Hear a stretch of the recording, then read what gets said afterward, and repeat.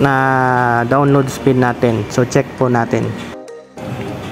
So ito mga katek, umaabot na siya ng lagpas 100 Mbps. So talagang nakukuha naman ng main router ng. Magandang araw sa lahat. Ito naman ang inyong lingkod, si Architect. Gusto ko lang ibahagi ang aking experience sa aming pag-install ng Starlink. So ngayon, nagbabala kaming maglagay ng Starlink dito sa arcade or isang establishment dito malapit sa amin kung saan nagre-renta din kami ng mini-mart. So naka-ready na yung ating monopole. Estimated natin mga 20 meters lamang ang haba nito. So nilalagyan na namin ng lubid para maikabit na namin sa taas. At sa habang nire-ready na yung ating mga kagamitan para sa installation ng ating monopole, sinisiguro natin yung ating bracket na maikabit siya ng maayos upang safe na safe yung ating monopole sa mga malalakas na hangin o mga pagbigla-biglang galaw. So yun, mas maigi po na may bracket po yung ating monopole para mas matibay po ito. Talagang bayanihan po yung aming galawan dito mga katek, dahil kami lang po talaga yung nagtutulungan para ma-install po yung ating Starlink. At masasabi nating first timer pa talaga kami dito. So based lang sa aming mga na-research, doon lang po kami nagre-refer kung ano po talaga yung magandang pwesto po sa ating Starlink. So makikita dito sa video na nare-ready na po yung ating Starlink. So ang Starlink natin ay nakalagay siya sa may bandang gitna po talaga nung establishment. Dito ginagawa na ng pass-through sa bracket kung saan dito natin ilalagay yung monopole na paglalagyan ng ating point-to-point connection mula dito sa arcade patungo doon sa bahay ng biyanan ko.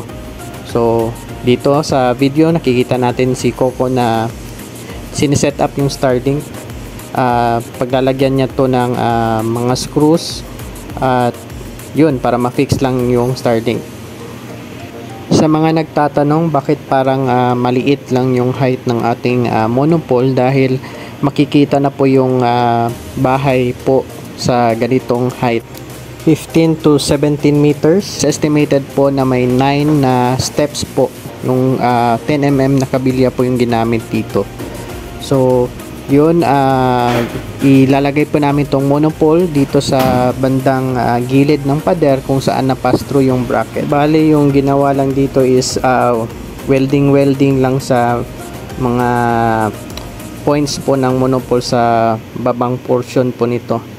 At ayun, nilagyan pa namin ng lubid dahil hindi pa po to final. May plano pa po kaming paglagyan siya ng possible tire wire or turnbuckle para mas matibay po yung pagkalagay ng monopole, dahil safety po talaga ng tao ang first priority natin.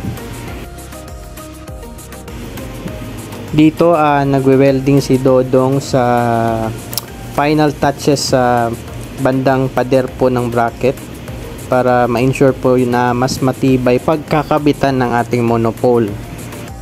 Tanaw din dito ang smart tower kung saan ako nagko-connect ng aking SIM-based connections para sa aking Piso Wi-Fi vendors.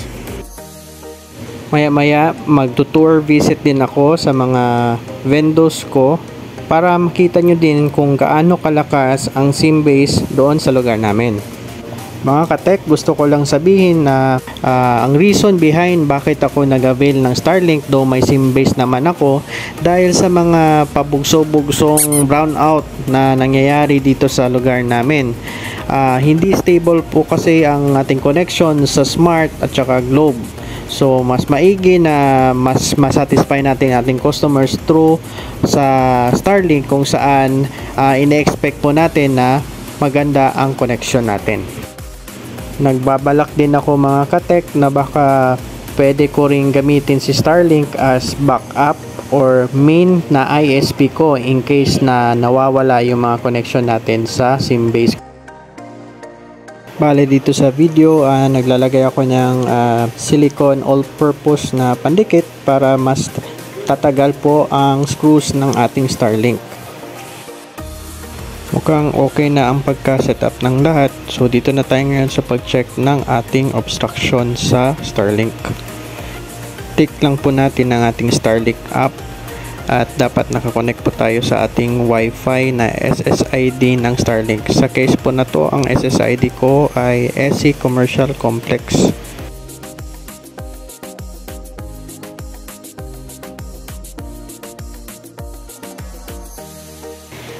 After that, kung na-set up na yung ating Wi-Fi, pwede natin i-check yung obstruction. Click lang natin tong check for obstructions.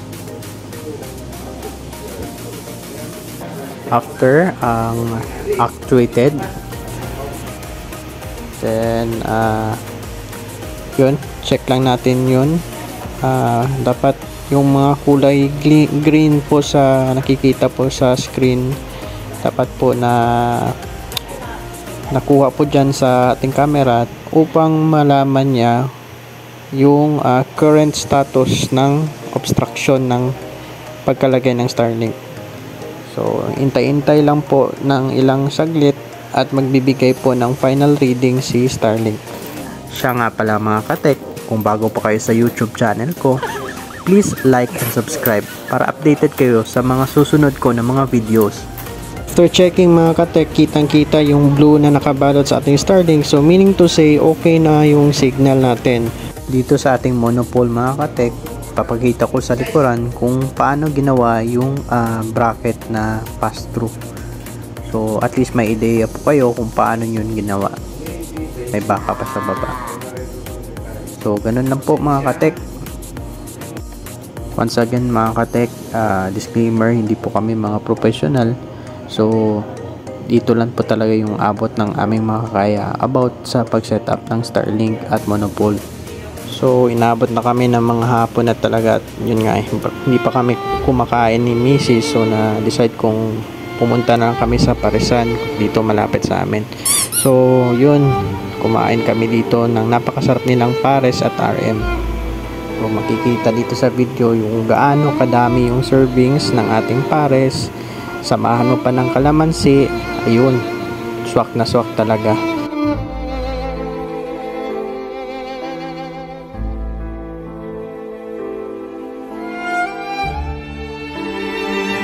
Mga unta mga katek. Uy, salamat na ipasok din si Mayor.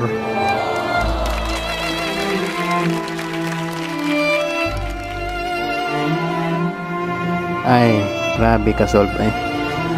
So, disclaimer. Uy, bisaya day ko. Anyway mga katek, solve yun kayo ang kaon. So, narami dire sa kabanglasan bukid nun o sulit na kayo ni sa kuhaning na setup na kaon. Pagpapawi sa kakapoy. Tapos namin kumain ay na-decide na namin mag-visit sa mga Piso Wi-Fi vendors natin. So first visit natin ay Piso Wi-Fi vendor number 1 dito sa terminal. So pagpasok pa lang natin makikita natin dito yung may water vendor, Piso Wi-Fi vendor at charging station. Dati mga katek, hindi ako gumagawa ng Piso Wi-Fi. So dito ko binili. Kasama na yung hybrid antenna. Lahat ng mga nabanggit ko ay nasa link sa description below. So paki-check na lang po mga katek. So hindi ako marunong gumawa ng Piso Wi-Fi kaya naisipan ko na lang bumili sa mga Shopee stores na may mga kit o yung tinatawag na Piso Wi-Fi kit. So plug and play na lang po talaga siya. Masasabi kong satisfied naman ako sa first Piso Wi-Fi unit ko dahil yung box ay napaka-pulido ang pagkagawa at hindi siya yung maraming stickers. So yun po yung nagustuhan ko. At ginagamit ko po ditong modem ay open line, itong R291 Boost 7. So check natin yung speed test. Pasensya na po sa ingay kasi maraming mga dumadaan na sasakyan sa amin. Personally, share ko lang, mas nagustuhan ko din dito sa modem na ito dahil yung software ginagamit ay yung Notion. Maganda yung interface ng Notion, tapos mas madali siyang mag bandwidth management. Napansin kong kung gusto mo mag-banlock ng dalawang channel, mabilis din siyang sumasagap. Di katulad ng ibang mga modem ko na R291, wala na po akong nakitang software ng Notion doon. So medyo may katagalan po yung pag-banlock niya, oriented na tawag na carrier aggregation. So check natin yung speed test natin. So nakukuha natin is mga 27.7 and ang upload ay pumapatak ng 12.7. Second speed test na naman. So latency natin 60. Yun, bumagal siya, no? 5.27, then mataas yung upload. By the way mga katek, yung distance po mula po dito sa area ko ngayon patungo doon sa smart na tower mga estimate mga 0.6 kilometers. So last na speed test 39.9, 17.8. So okay naman yung ating speed test. For a SIM based na connection, talagang pasasabi kong sulit na talaga yung ganun na download and upload speed. So check na naman tayo sa pangalawa nating area. Itong area na to ay estimate na may 150 to 200 meters ang layo mula sa first bendo natin. Baka may magsabi mga katek, bakit hindi na lang naka fiber connection or nag point to point? Medyo malapit naman yung 150 meters from first bendo. Ang reason po dyan kasi hindi pa ako nakatry talaga mag fiber connect, pero nasa mga future plans ko na po yun. So abang-abang na lang po sa mga upgrade ng mga piso wifi bendos natin. Ito na po yung second location natin ng piso wifi visit natin. So barbershop siya. Shoutout pala sa ating kakonsignee natin dito, si Sharif Tahuman. Sir, salamat sa pagtitiwala na magkaroon kayo ng isang consignment ng piso wifi natin. So check po natin yung speed test ng ating unit. So SIM base pa rin to. Same lang po talaga yung setup. VLAN setup na po tayo. Gumagamit tayo ng dalawang TP-Link, isang EAP110 at EAP225. So kung may budget na tayo, pwede na natin itong i-upgrade ng more than 2 na mga EAP. So naka GOMO SIM po ako nito. So case to case lang talaga yung SIM swapping na nangyayari dito, kasi may times na mahina si Smart at saka si GOMO yung pwedeng natin pang backup. So yun, umaasa lang talaga kami sa hindi sanang biglang pagkawala ng internet dito. Si Smart po yung malakas, pero si GOMO po yung stable. Baka may magtanong, bakit parang nababypass ng modem yung GOMO? Talaga pong nababypass po, pero may times din po siya na bumabalik din siya sa 5 Mbps. So depende din yan, ewan ko lang, baka may maka-comment below dito kung ano po yung nangyayari, bakit biglang may bypass, may times din na hindi. Mga katek, ito na yung third location ng ating piso wifi sa JN Agribet Store. So isang consignment na naman na piso wifi po ito. Shoutout po kay Junil Suarez sa pagtitiwala, salamat po sir. Tapos ang ating piso wifi ay gawang Naik pa rin to na piso wifi bendo. So shoutout din po sa Naik Store, thank you po sa quality nyo ng mga products. Siya nga pala mga katek, kung nagbabala kayo na gumanda yung speed ng internet ninyo, dapat po may magadak po kayong open line na modem, katulad po ng mga Black Mamba or ng mga katulad nitong Boost 7. Kasi kapag yung normal lang na GLT SG10 for example ang gamitin, tapos wala pa kayong hybrid antenna na ilagay para makasagap sa tower, talagang hihina yung internet connection natin. So hindi po tayo mag-expect na kahit maganda po yung GOMO SIM or Smart SIM na na promo na naibigay sa inyo pero wala kayong antenna o modem na pwedeng makasagap ng ganong speed, wala po talaga. So kailangan po adjust nyo yung modem at saka may antenna po tayo. Kaya nga mga katek, recommended talaga na may hybrid antenna tayo. Buti na lang may mga quality products din si Uplift sa Shopee na pwede nyong pagpilian. Pwede niyo rin silang personal na i-chat kung ano po yung magandang antena na nababagay sa inyo. Depende sa distance ninyo mula sa tower patungo sa pagkakabitan nyo ng modem. So far so good po ang ating visit mga katek, dahil kahit papano yung speed ng ating mga vendors ay maayos. Lastly, nandito na tayo sa pang-apat natin na location. Balik doon sa Minimart at mayroon tayong isang piso wifi bendo at water bento dito. So check natin dito kung ilan ba ang nakukuhang speed, at ang gamit natin dito na ISP ay Starlink na. Hi Lynn, welcome to my vlog.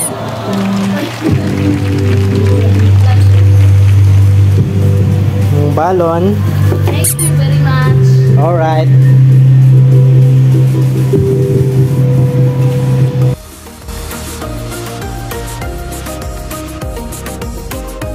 Ngayon mga tech, check natin yung ating piso wifi bendo number 4 gamit ang Starlink kung ilan ang speed na nakukuha natin.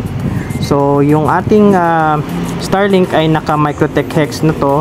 Hindi ko lang maipakita kasi hindi ko na videohan. So binili ko pa tong aking Microtech Hex sa isang Microtech expert, si Sir Ronel Villagracia. So ang kagandahan ng Microtech niya is mayroon na siyang mga features kung saan secured yung ating Starlink. So mga magtatanong mga katek, bakit hindi umaabot ng 100 Mbps ang ating download speed? Dahil nga po yung Starlink natin ay hindi lang ako yung gumagamit. Ginagamit po namin ito for commercial use. May tatlo po kaming gumagamit sa LAN, tapos yung isang port po ni Microtech ay para sa PPPoE natin sa mga tenants. So hindi po 100 po yung nakakuha na speed natin. So gamit na naman ang ating open signal, check natin yung speed. Kanina kasi fast, so try natin iba na namang na speed test.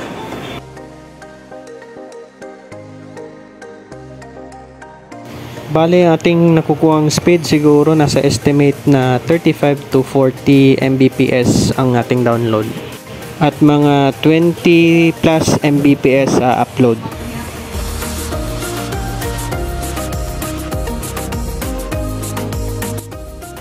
And lastly, check natin yung speed test natin sa Starlink app. So, kanina, hindi umaabot ng 100 Mbps. Dahil nga doon lang ako nag-check sa isang kumbaga naka-divide na siya sa LAN sa amin. So ito talaga yung main na router. Dito tayo mag-connect sa application ng Starlink para makuha yung kabubuan na internet na download speed natin. So check po natin. So ito mga katek, umaabot na siya ng lagpas 100 Mbps. So talagang nakukuha naman ng main router ng Starlink yung download speed na 132.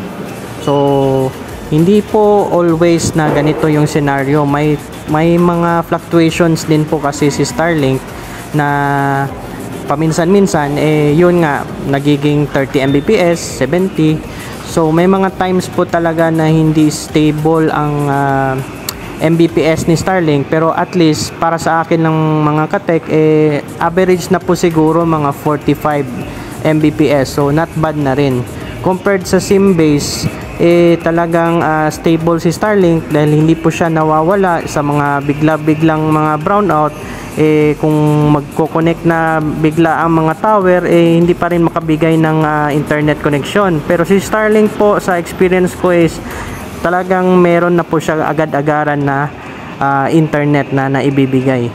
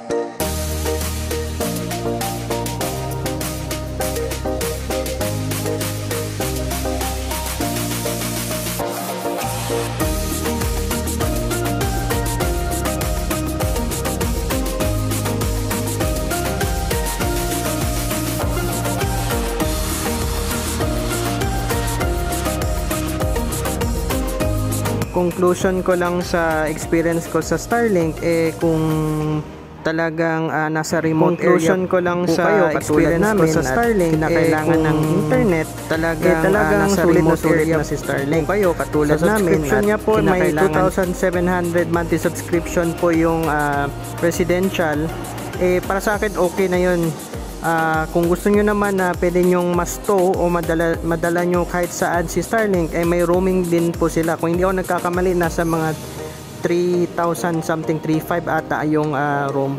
Pero anyway, yun nga, kung nasa mga rural kayo, pwede to si Starlink. Pero kung nasa mga city, urban na po kayo, doon na po tayo sa Simbase kasi malakas po talaga si Simbase. So beyond comparison na po talaga si Simbase kapag nasa syudad kayo. So doon na lang kayo, huwag na kayong mag Starlink. So ang Starlink para lang po talaga sa pahirapan ng connection. So yun lang po, sana may natutunan kayo, at sa mga hindi pa nakasubscribe, please like and subscribe mo sa ating channel para mabigyan po ko kayo ng mga panibagong videos. Salamat po mga katek.